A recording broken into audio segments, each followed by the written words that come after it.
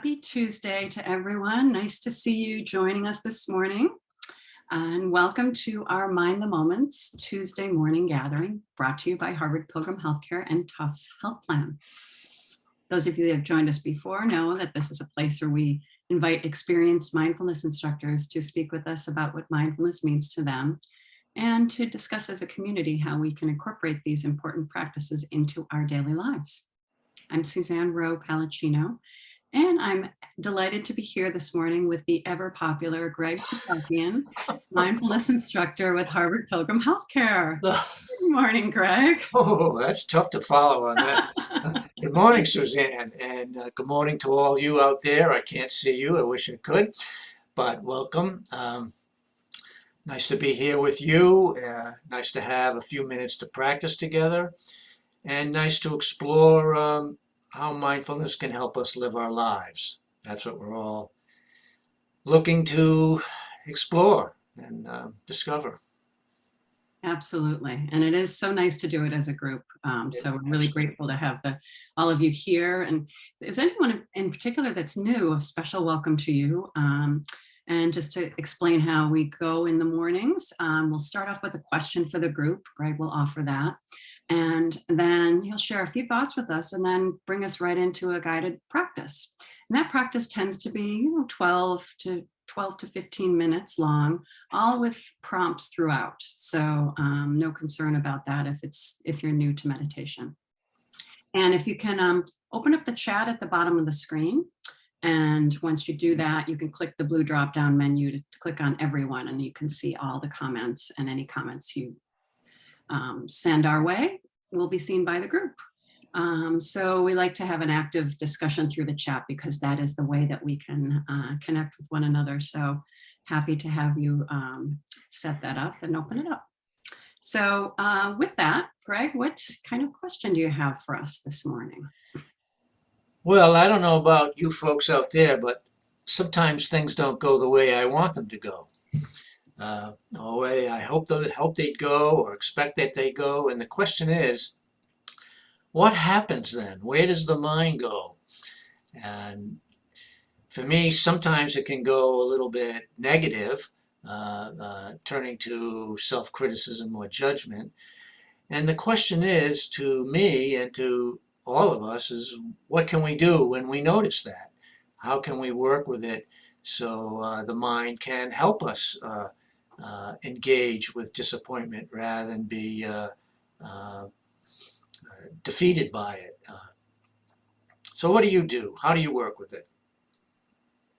Yeah, so when our mind goes to the negative, how do you work with it? How do you notice it? What are the telltale signs? How do you address it?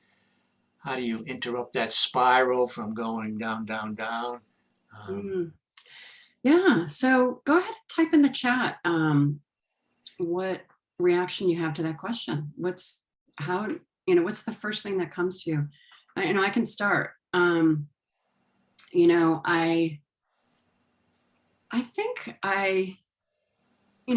think my first natural reaction is to think, am I going to be thinking this? How long am I going to be thinking this? Is this going to be is this going to be going on for a while? Like a concern about that, But then when I notice it and notice I might be going into a spiral of negativity, I try to go to gratitude.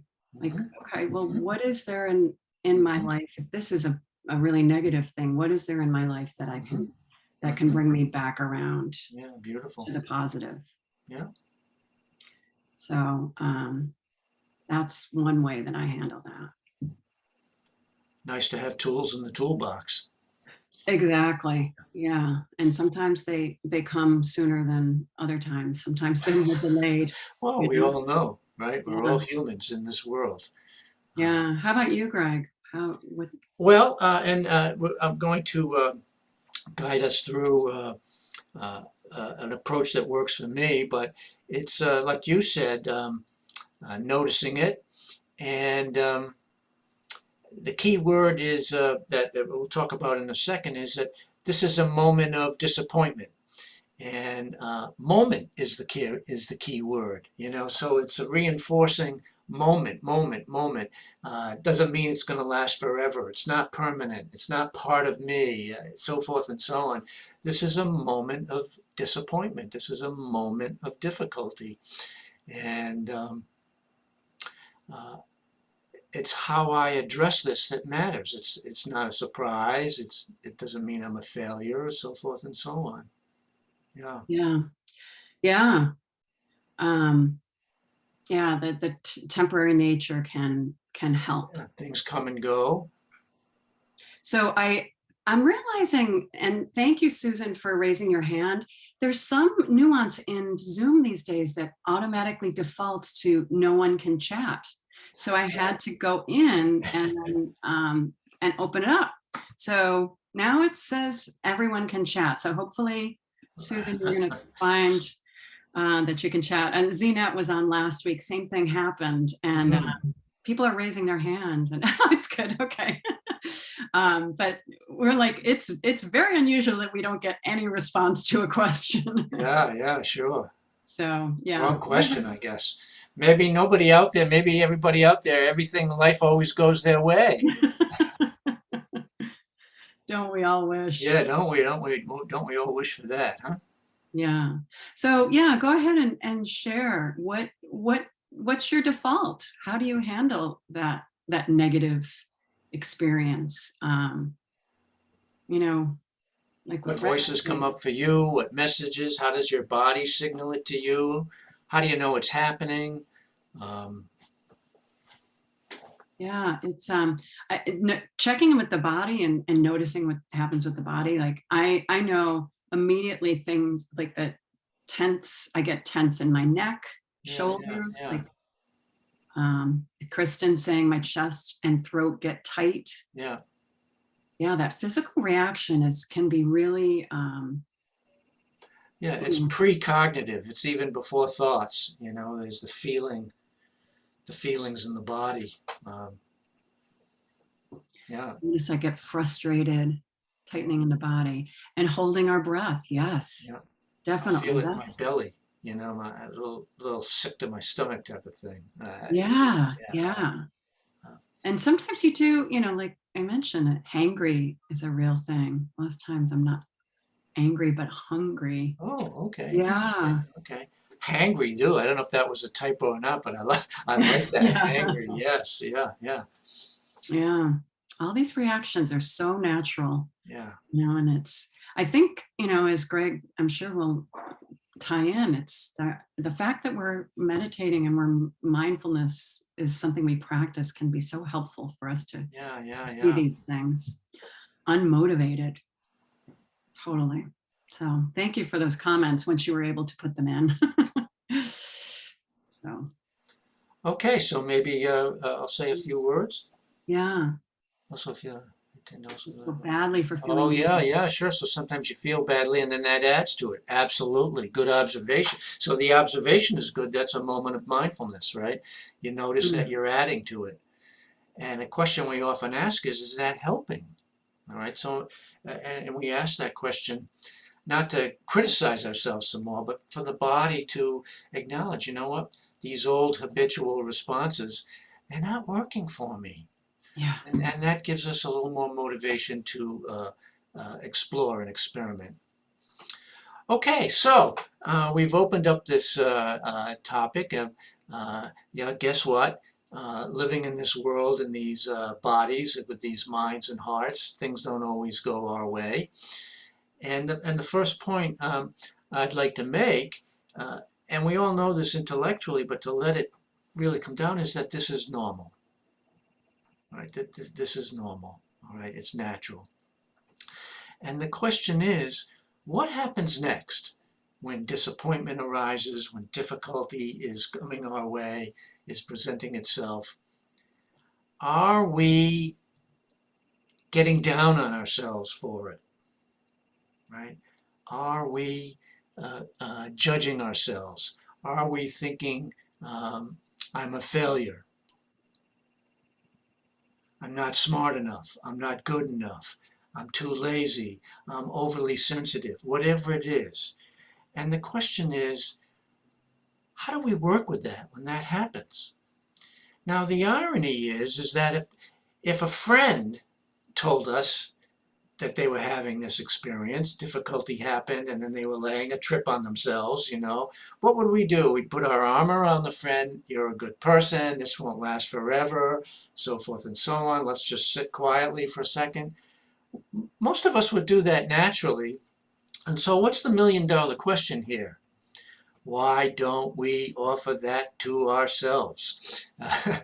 and in response to that gap, so to speak, maybe 20 years ago or so, a number of meditation teachers and mental health professionals noticed that there was this tendency for people not to offer that to themselves. And what emerged was this another field in mindfulness called mindful self-compassion. And that's what we're going to work on today, is this approach called mindful self-compassion. And it has three components to it. The first is the mindfulness piece. And that piece involves recognizing that difficulty has arisen, that you are in the midst of something that doesn't feel good, whether it's failure, disappointment, whatever it is. And there's a declaration to oneself, this is a moment of disappointment. This is a moment of pain. This is a moment of torment, of suffering. Now, what's important here? A number of things are important. There are two things. This is a moment of pain. This is a moment of suffering. First off, we're not running away from it. We're not hiding from it. We're not denying that it's there. And this is the mindfulness piece. Remember, mindfulness means being open to whatever is present in this moment, okay? So we're turning towards rather than running away. And the second piece that's important here is the word moment. As Suzanne suggested earlier on, moment, right? This is a moment, right? Now, language is important rather than saying, my life is full of suffering, or this is a disaster. No, this is a moment of suffering, okay? A moment, getting the mind used to thinking of moments rather than forevers. So that's the first component, addressing and recognizing difficulty.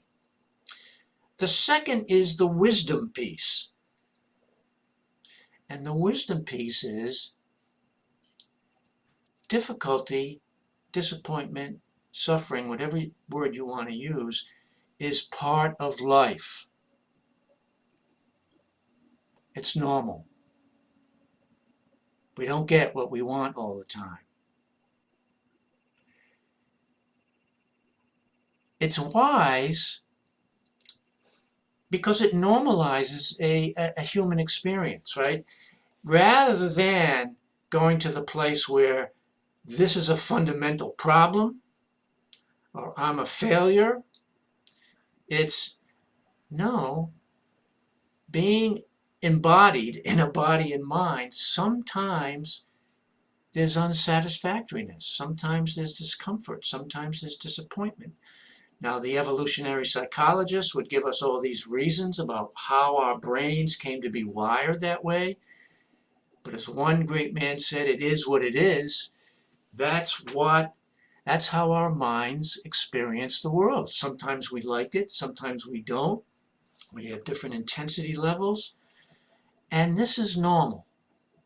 So that's the wisdom piece of it. And the question is, okay, can we see it earlier on? And then how do we work with it? What would help? So the first two pieces, mindfully observing it and recognizing it, and the wisdom piece, saying, okay, it happened. This is happening to me now. It's not a problem. Doesn't mean my life is on disaster path. I'm not a failure. This happens sometimes. And the third piece is learning to offer kindness and compassion. So again, what's different? Rather than seeing it and then doing a job on ourselves, I'm an idiot, I'm a failure, I'm not smart enough, everyone does this better than me. We notice that because sometimes even that gets involved, and then we criticize ourselves for that. Okay, no, we say, okay, I recognize that, I see this too. I'm actually going to try this other approach. I'm going to offer kindness and compassion. And I'll suggest some words for that in a few minutes. But the important thing is for you to practice it and find the words that work best for you. Now, here's the good news. The good news is that we can all do this. We can practice it, even if we don't feel we deserve it. Okay, we can practice it. And with practice, the brain changes and we cultivate new habits. Okay, so let's start.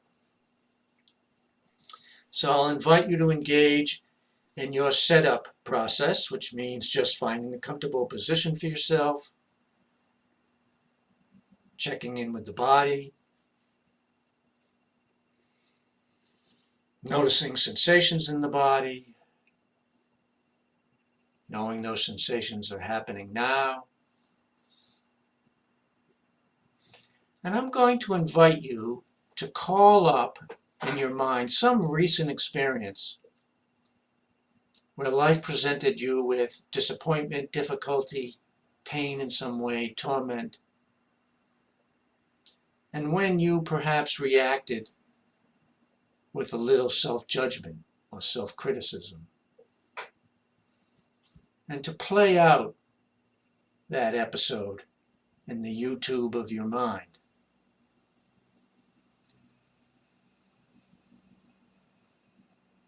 So something happened, we didn't like it, we started ganging up on ourselves. I'm a failure, I'm too lazy, I'll never learn this, blah, blah, blah.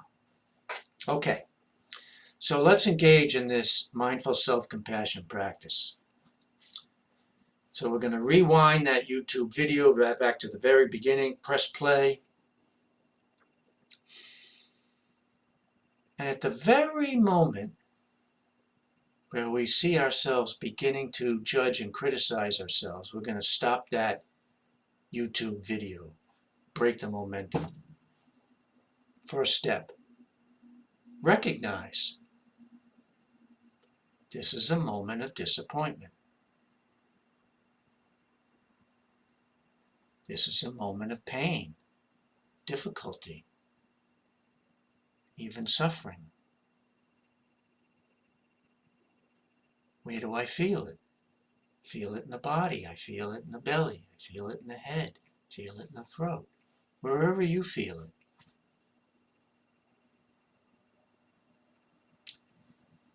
It's just a moment. It's not forever.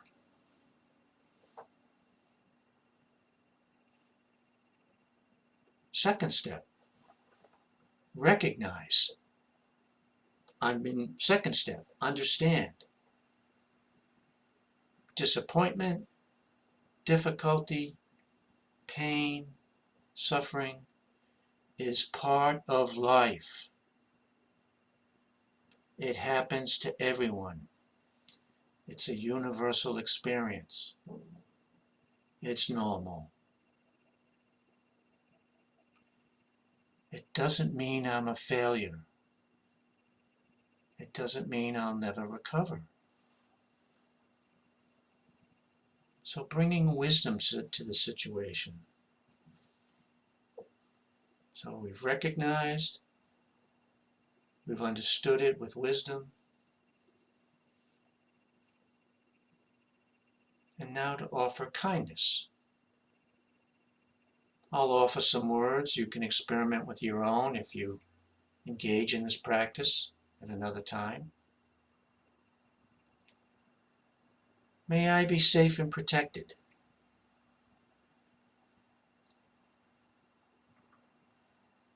May I feel the love and support of all the people who care for me. May I learn how to offer kindness and caring to myself in my times of need.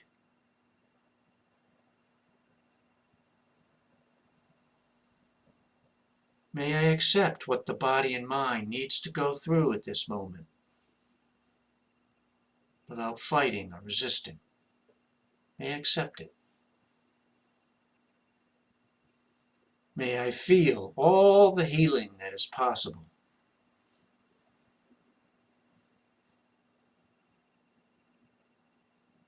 May I appreciate this moment of peace.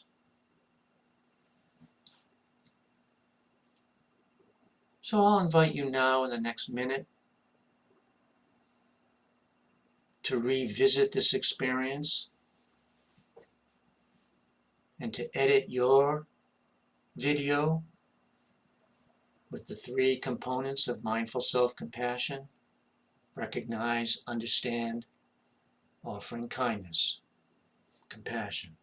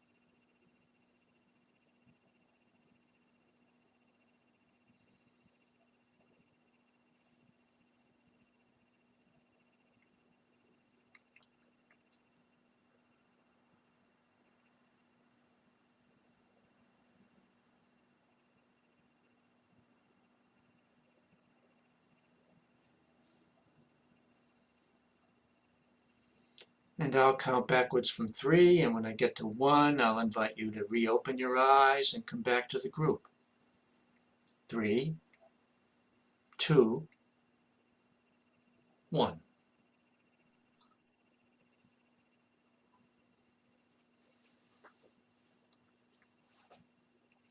Thank you, Greg. So what was your experience? If you'd like to share what resonated with you, what didn't resonate, comments, questions, anything is welcome to all of us. We're interested.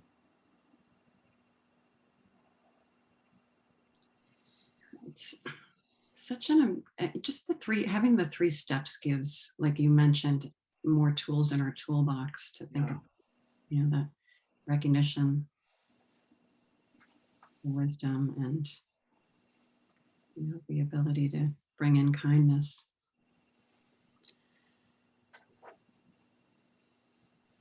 I also think, when you talk about failure, many times, many of us will chime in, saying, I am a failure, or I am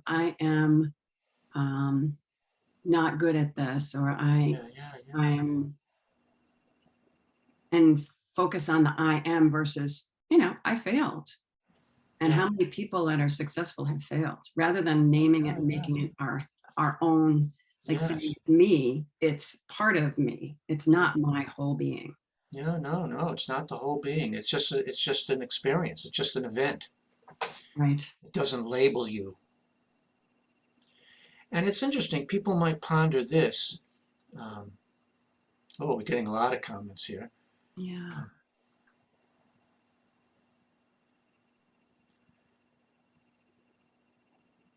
Wisdom step. Yeah. Things happen outside of our control. Absolutely. And so how do we work with it? What would help?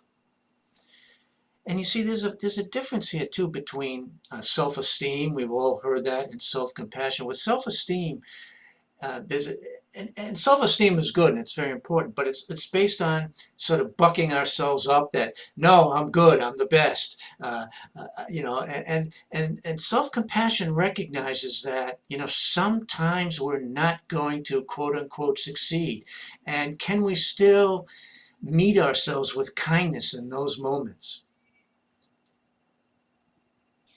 Yeah. Yeah. It's, what Angela's mentioned, wisdom step is helpful because we do tend to feel like this is going to be our future. This All is the right. way we're going It's to going to feel get all the time. worse. Yeah. If you're sad or depressed, Yeah, yeah, yeah. this is the way I'm going to be the rest of my life. And So this is a moment. This happens. May mm, I meet it with kindness and compassion? Simple steps. yeah. And I like that you mentioned that to find our own words too, Yeah, because yeah. Yeah, I had a number of sentences. The point isn't to memorize all of those. Maybe one or two of them really spoke to you, maybe not, but you get the sentiment. What words speak to you? And this is where practice comes in, because you will only know what words speak to you by experimenting with words. And yeah, that one. Oh, I really thought. So that when you're in a time of need, that's where the mind goes. It goes to what you've already practiced with and that you know from your own experience can help. yes, we're rewiring the brain to think differently. That's what it is. Hmm. It's not memorizing what the teacher said. It's no, this works for me. Yeah, and I think what you mentioned earlier, Greg, is we do tend to think that if something bad happens, we are like can push it away, or Yeah, you know, no, and yeah, and it is so like, as we know from the last few years, there suffering is just part of life. And yeah, yeah, many yeah, times we'll go to social media and think, oh, we'll get yeah, happy this way or get happy yeah, in other ways that may not be good for us. yeah, yeah. The habitual ways, the unexamined habitual ways. I mean, they may have worked at one point in our lives, but we're adults now. Maybe we have more tools. And certainly we have the capacity to be aware to see, are our old ways of reacting still working for us? Mm-hmm. That's a question. It's an Mm-hmm. experiment. What would help? Right.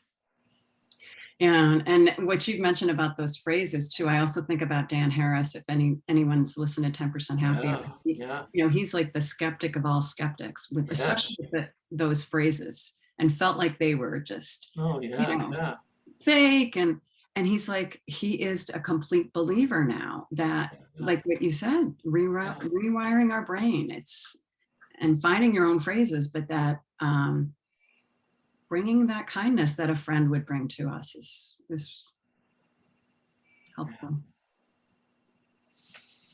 So maybe we can just have a final moment together, Sounds good. just to let anything of what we engaged in and learned or not this morning just sort of register in the body and mind.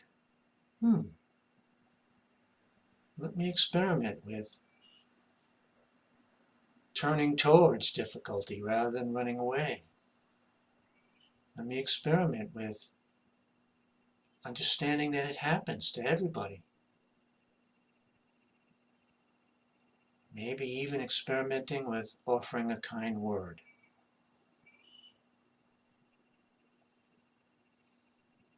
May it be so for all of us.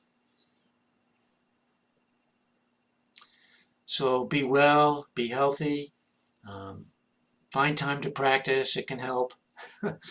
and look forward to working with you another time. Sounds great. Thank you so much for being with us, Greg. Yeah, my Very pleasure grateful. always. Grateful Yeah. for your teaching, and Thank you I'm for your grateful. practice. Thank all of you for your practice, for your interest. Yeah, it makes a better world for sure. So we're very grateful to everyone for practicing and for being with us together. So we'll see you again soon. We'll be here tomorrow. And Greg, hope to see you again soon as well. Okay, you too, Suzanne. Be Okay. well. Bye-bye. Bye-bye.